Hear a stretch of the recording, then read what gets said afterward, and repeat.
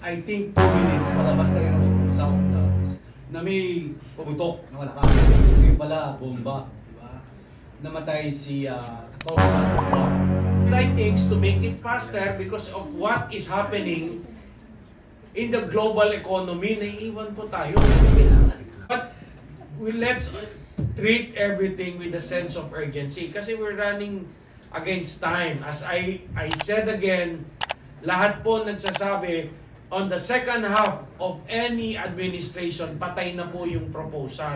So, malapit na po yung October. Anong mangyayari? Mamamatay na rin ba yung proposal in the Senate? As just what happened in the past, that all of these proposals to update the Constitution na mamatay sa Senado. Sana po in this administration, hindi po yun mangyari. As I have said and we have said, we are not on our agenda na ina-abolish po namin ang Senado. Itong personal na paninira sa aming speaker, ayaw na po namin lumalim ito.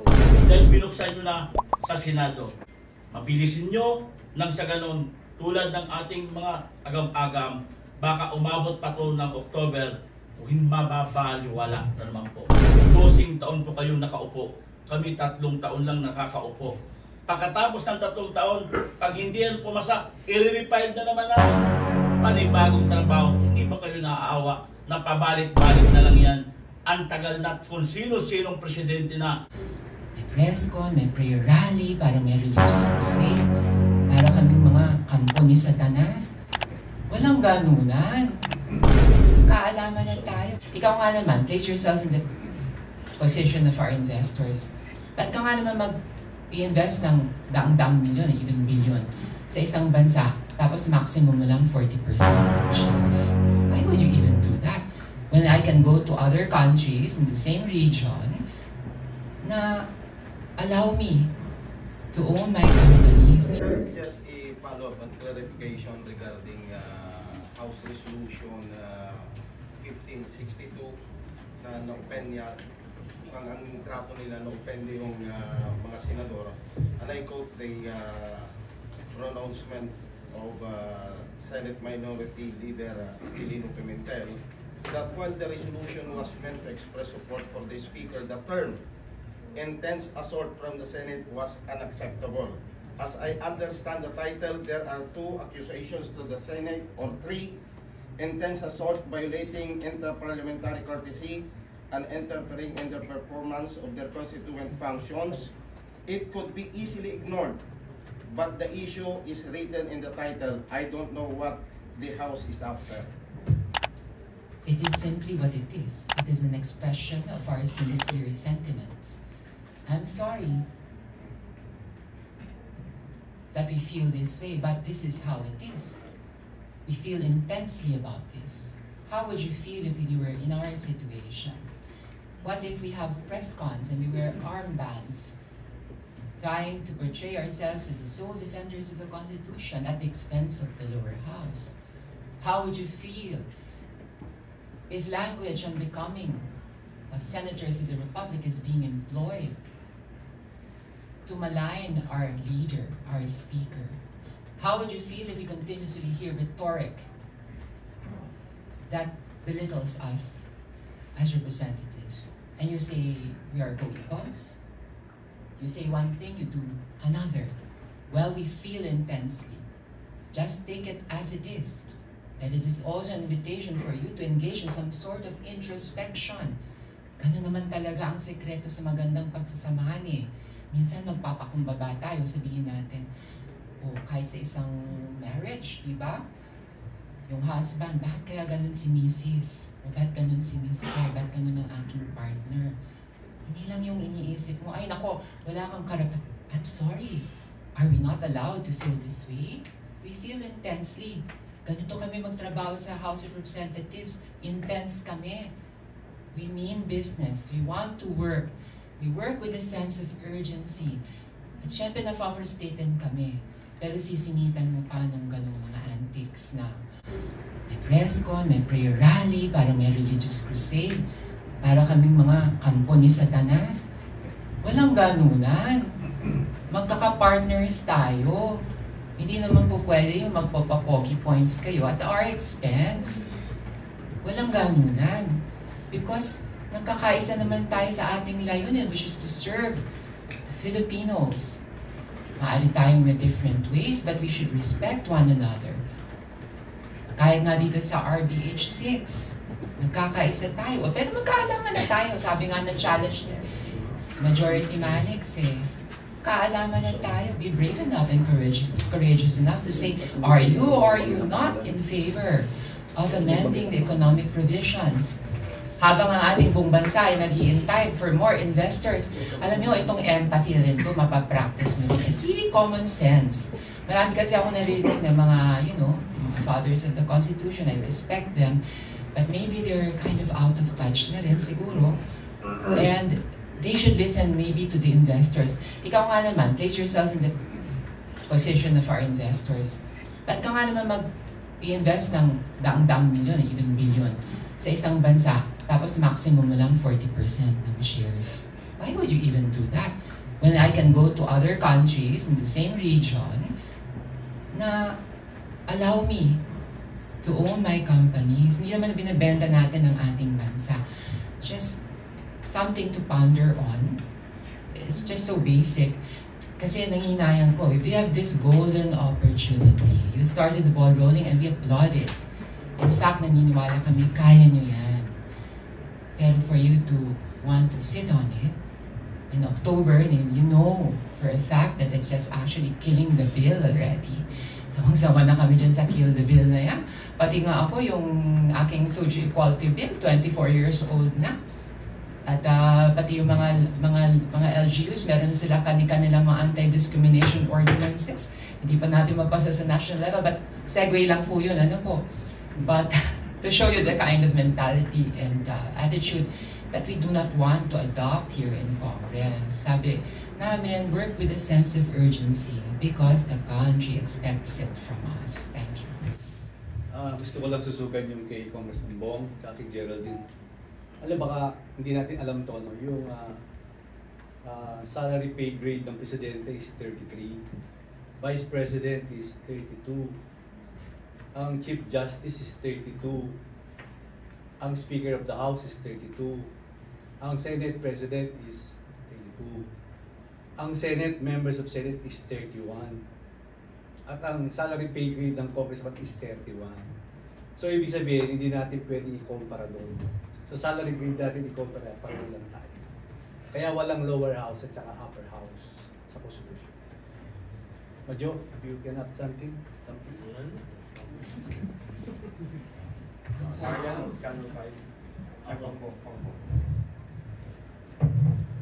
Ang masasabi ko lang po is, sana pag-usapan po ninyo sa Senado ang bill na ito. Hindi po kami rito nagbasta-bastang ginawa, inaprobahan dito ng 2 linggo. Hindi po. Tulad ng sinasabi ko, member na po ako ng 18th Congress. Umiikot po kami sa buong probinsya, cities, at iba-iba para magkaroon ng consultative meeting sa lahat ng mga tao doon sa mga area na yun na nabanggit ko. Kaya please, iisa lang po ang ating hangarin. Ang hangarin po natin, ayusin ang ating bansa. Pagkaisahin, patatagin, palakasin, at suportahan ang bagong Pilipinas ng gustong mangyari ng ating Pangulong Ferdinand Bongbong Marcos Jr. Yun lang po. Ang hangarin ng Senado ay ayusin, palakasin ang ating bansa. Ang hangarin po ng mga congressman, congresswoman ay palakasin, paluguin, iangat ang ating bansa. Iisa po ang ating interest.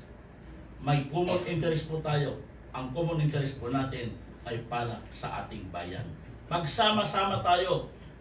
Kung Yambol na RX number 6 na yan ay pinakinggan nyo na dati, magkakaroon pa ba ng People's Initiative? Wala na. Kasi hindi nyo kasi tinignan Hindi nyo inupuan. Please, natutuwa po kami dahil binuksan nyo na sa Senado. Sana naman pakinggan nyo ang aming hinaing. Mabilisin nyo nang sa ganon, tulad ng ating mga agam-agam, baka umabot pa to ng October o hindi mababaliwala na naman po. Tama po ang sinasabi ni Majority namin. Kami po 3 taon lamang, samantalang kayo po ay 6 na taon, may re-election pa kayo ng another 12 taon po kayo nakaupo. Kami 3 taon lang nakakaupo. Pagkatapos ng 3 taon, pag hindi yan pumasa, i-refile na naman namin.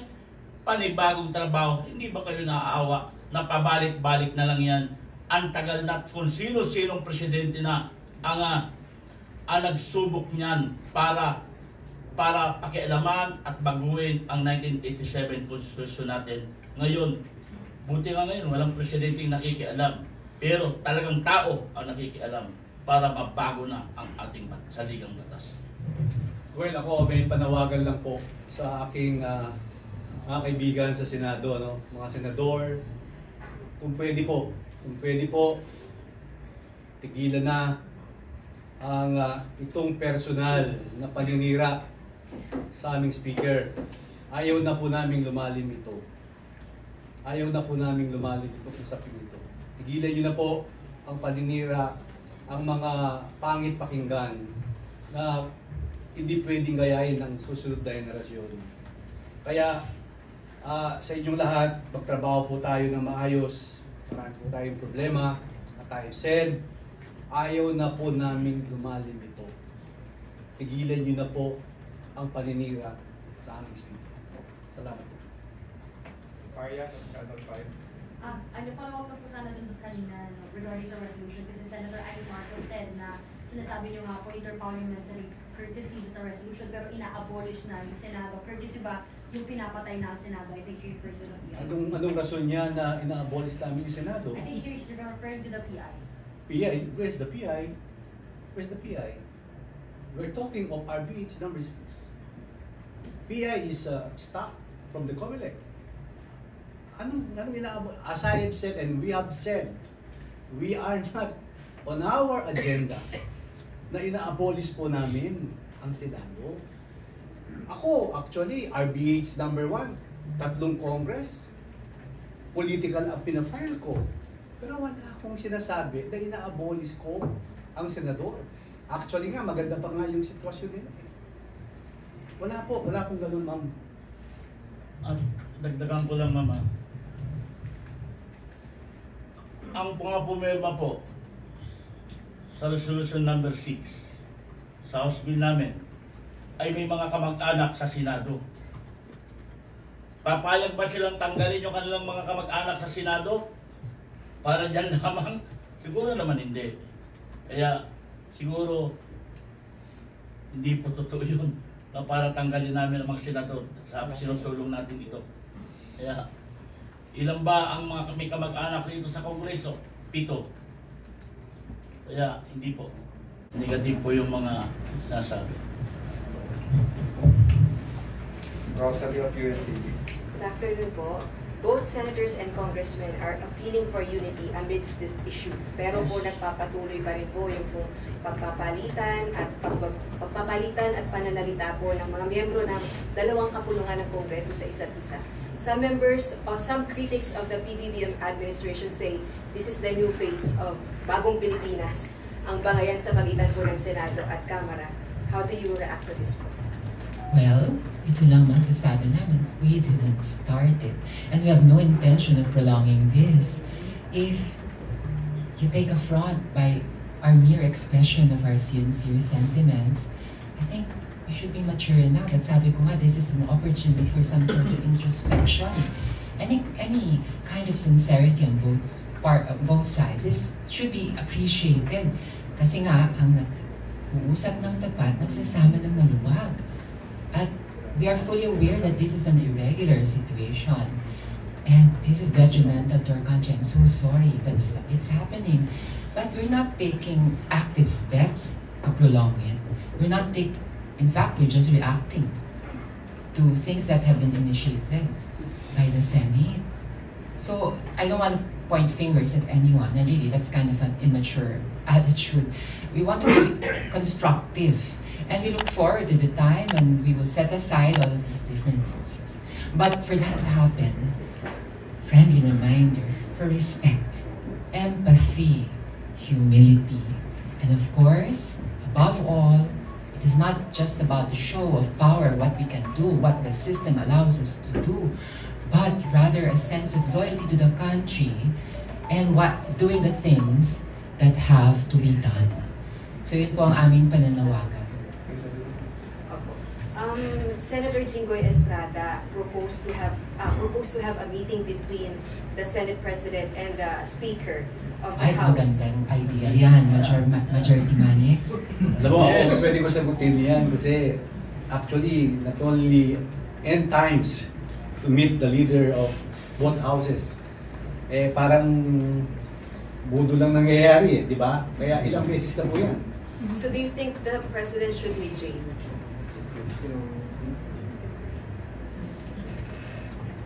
I think it's very clear the House is open to any form of dialogue. We are all civilized and educated people, and we share so many common goals. So rather than focus on our differences, we would like to focus on the things that bind us together, and this is love of our country, and of course, the recognition of the need to amend the economic provisions of the Constitution. Sabi nga namin, there's nothing intrinsically wrong about amending the Constitution. If it were intrinsically wrong, the Constitution itself would not have provided means for this to happen. 3 formulas pa nga ang pinasuggest ng Constitution na nakastipulate sa Constitution. So, really, at this point in time, there is no need to demonize constitutional reform. We should be courageous and mature enough to recognize this and set aside all personal considerations, no?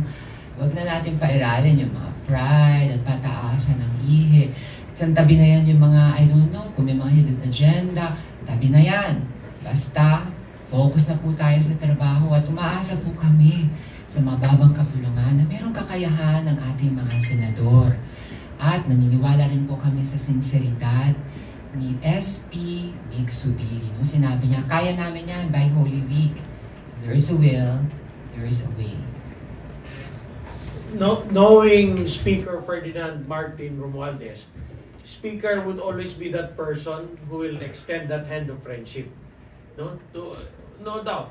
Kung gusto ng Senado, ng Senate President to meet with the Speaker of the House, the Speaker would always be willing. In fact, I know this for a fact, the Speaker, for a couple of times, exerted effort to update with our counterparts in the Senate. Hindi po, it's known to everyone here in the House na we would always want to follow up ano namang nangyayari.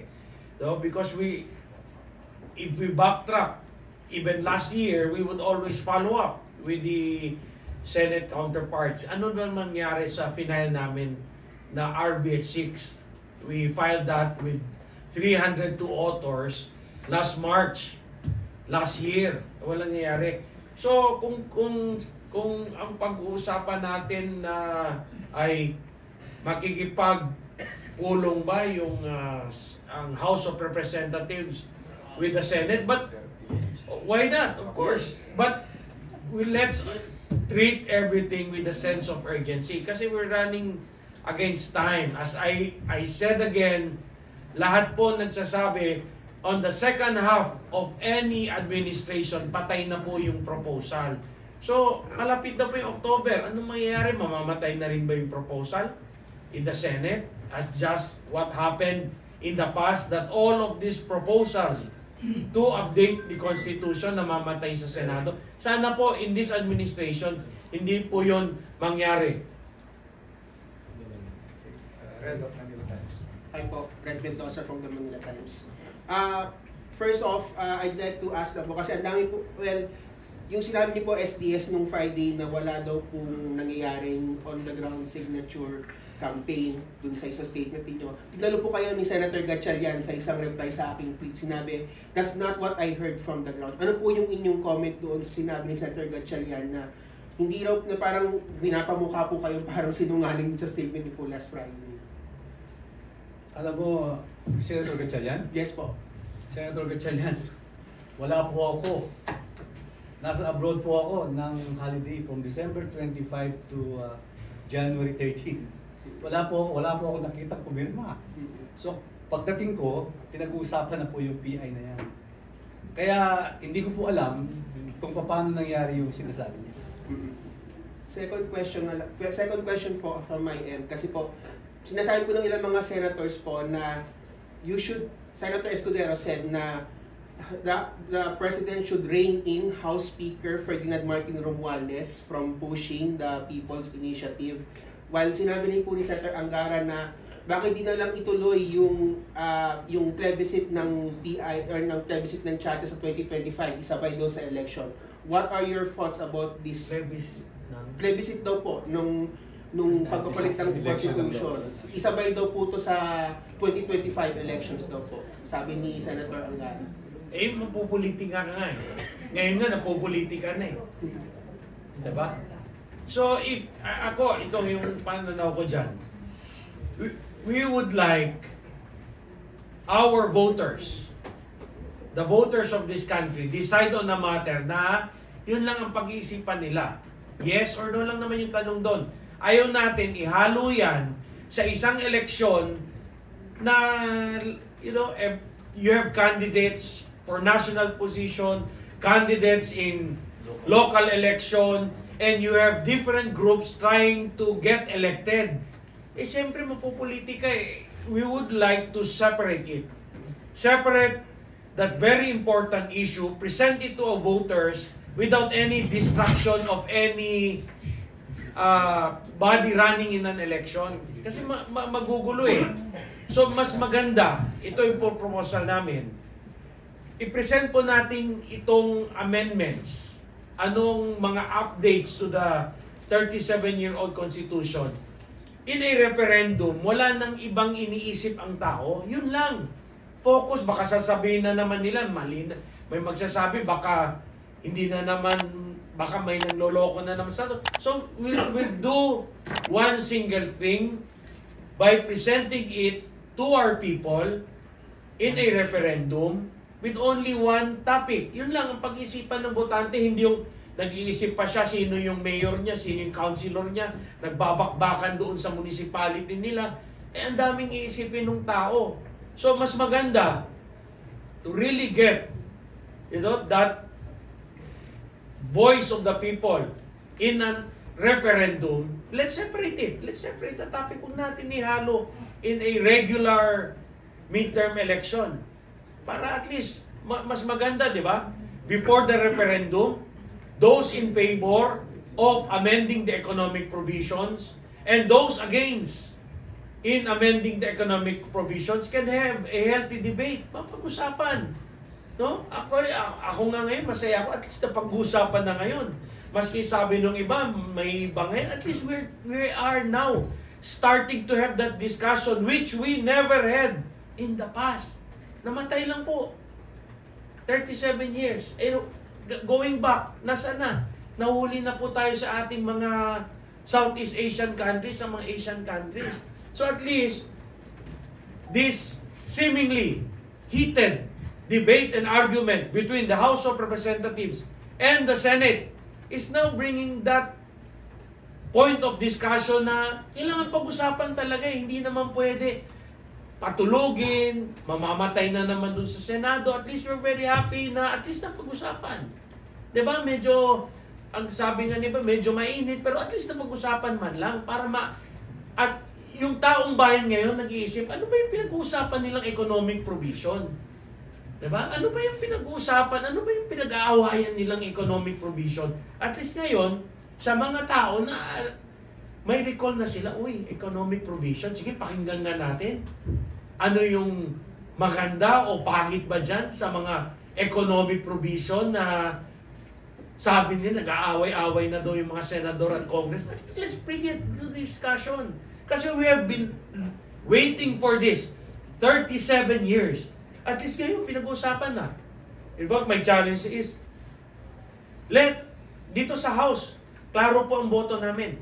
We have already been transparent of stating our position. Sino-sinong mga congressman ang pabor to amend the economic provision of the 1987 Constitution? Ngayon, ang tanong, doon din sa Senate, yeah, they should also come out in the open. Sino-sino sa 24 senators ang pabor to amend the economic provision at sino-sino yung mga kontra to amend the economic provision of the 37-year-old Constitution? On the question po of reining in the Speaker, sabi po ni Senator Escudero, sabi daw po niya the President should rein in the Speaker. Wala namang, wala siya. Ano yun? Alam mo, After maybe, dito kasi sa House, not only one person controls everybody. We are 300 plus different political blocks, and with regards to PI, hindi yung mga congressman eh. These are petitioners of different organizations na nagsasalita rin eh. How can we rein in on other people's organization from talking? In fact, we are happy. Alam mo, masaya kami pag pinag-uusapan. At, the discussion about amending the economic provision is being deliberated. Let's bring it to a higher level instead of trying to say na may kasalanan dyan itong tao. Let's bring it. Let's come up in the open. Those who are in favor, those who are against, present it to the Filipino people in a separate referendum, separate from the midterm election, and let the people decide. Ang tao po, ang final decision in everything that we'll be doing here. I don't think it is the duty of the President to rein in the House Speaker. We are independent branches of government. The Speaker is not a puppet of the President. Okay, you have more to say, Madyo? Ako, pwede. Go ahead. Kahapon kasi lahat halos lumapit yung mga congressmen sa akin kasi tinatanong nila yung mga local bills nila. So, I'm trying to calling again the attention of our dear senators. Kung pwede po, kanino naka-refer yung mga local bills namin, paki-inform lang po yung bawat mambabatas para may report po namin sa ating mga kababayan. Kasi maraming batas na kailangan dapat dinggin na hindi pa po na-approve. That's why we are going to return again at next Congress. We will apply Section 28. So kung pwede po, nananawagan po ako, kung ilan po yung mga house bills o local bills na nasa sa inyo, kung pwede po sulatan niyo po kami kung ano po problema, kung ano ang status, para alam po namin ang ibabalita sa aming mga constituents. Salamat po. Time constraint, we can only accommodate last request and make it short and simple. Huwag na repetitive. Earl from IBC 13, Gab from Inquirer Online, and then Tina Panginiban from GMA 7. So, our Honorable Congressman Earl Togas, IBC 13. Sir, malinaw na even if this is just a seemingly heated debate, Speaker also expressed na ito nga po ay isang simbolo ng working democracy. It's because both houses are expressing what they really want and what's their message on this matter. Meron pong call ng Congress sa Senado at malinaw na po yun kung anong mga dapat aksyon na dapat gawin. But there's also the anxious public, the Filipino people po, na sinasabi nga po natin, tayo ang kinatawan ng ating sambayan ng Pilipino. How do we address to them, this topic po na medyo mahirap maintindihan? Specifically on grassroots communities, kung wala po silang ganun ka-access sa kung anong meron din po tayo ngayon. Kasi di naman po ganun kadaling maintindihan yung ganitong topic eh. On the surface, ang nakikita nila, nagbabangayan lang ang dalawang kapulungan. Pero sinasabi nga po natin na tayo nagtatrabaho towards a progress. How do we address the Filipino people? Well, if you want to address the Filipino people, huwag nila itigil yung mga people's organization na nag-e-explain sa mga probinsya at mga munisipyo. Diba? They are there.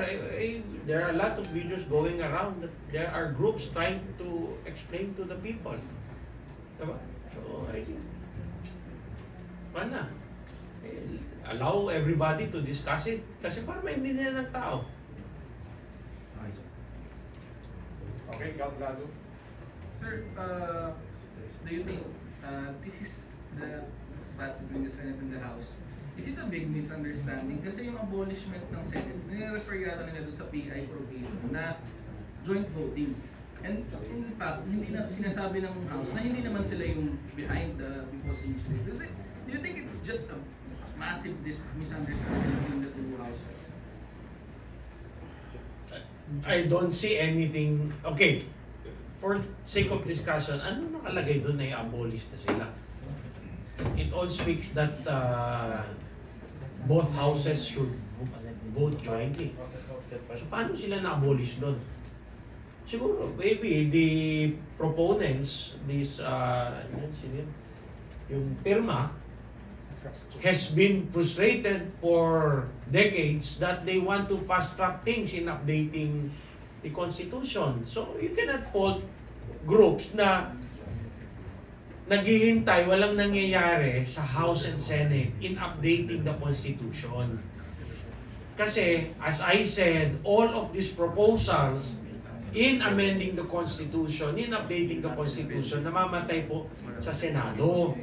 So, gusto siguro ng mga ibang people's organization to expedite things, to make it faster because of what is happening in the global economy. Naiiwan po tayo. So, kailangan.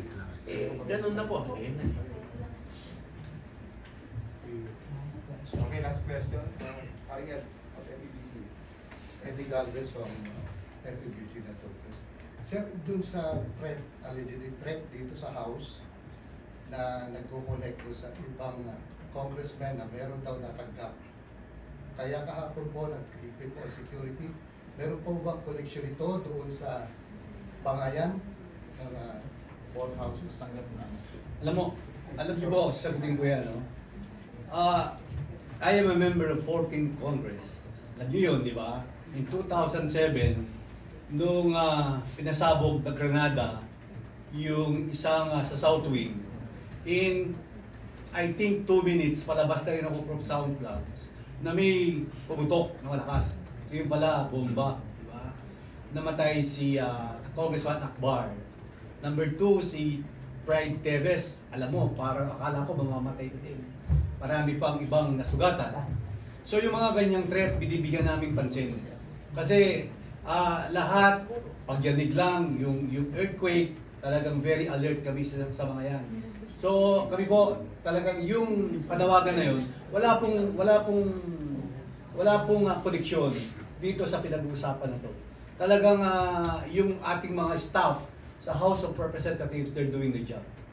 Sir, may sinasabi may nakatanggap daw ng message ang congressman. Sino po? Wala po ako. Kasi po, sinabi rin po ni Sec. na meron nakatanggap ng message ang congressman bukod po kay Speaker. Pwera po si Speaker. Yun po ang sabi ng message ni Sec. Hindi po namin alam. Siguro sir, is there anyone on the panel who received threats recently? Ako, not me, definitely. Sawa ng Diyos. Kayo ba? Wala rin siya. SDS kayo. Wala po kami. Hindi, sa amin naman yung sa mga pan naman yan eh. Sa mga sa probinsya. We're local. We're from Mindanao. So sir, meron ka po? Which one? Meron po kayong threat? In the past, yeah. If not at present, ito yung pangyayari. Hindi ngayon. Not what was mentioned by Secgen, not this one. But despite of there is a threat, there are 288 members of the House of Representatives who also signify and sign to the resolution of 1562. Kasama na po sa trabaho. So yung threat po siguro, ako wala po tatanggap. Pero nakita niyo po yung mga members kahapon, ang dami po namin sa plenary. So sir, hindi connected dito sa PI. Okay, we cannot comment our press conference. Thank you, our honorable house leaders. Thank you, media friends. Thank you, sir.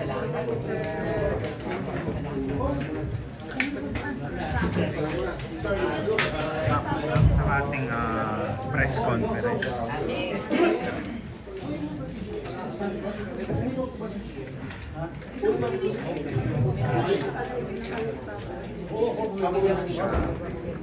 Ang 288 ka po ba? So, ayan guys. Grabe ito.